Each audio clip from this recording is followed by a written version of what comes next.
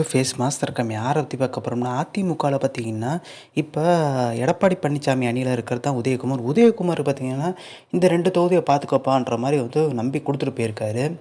ஒன்று தேனி, ராமநாதபுரம் 2 இடத்துலையும் பார்த்தீங்கன்னா வேலை செய்யவே இல்லை.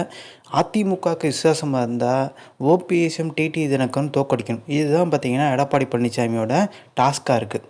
அதிமுகனா அப்படி தானே, அதிமுக இரட்டை இலை ஜெயிக்கணும், பலாப்பழம் தோத்துட்டு போகுது, டிடி தினகரன் கட்சி தோத்துட்டு போகுதுன்னு சொல்லிட்டு வேகமாக வேலை செஞ்சுருக்கணும். ஆனால் உதயகுமார் அந்த மாதிரி எந்த வேலையுமே செய்யலை, பேசாமலே இருந்துட்டார்.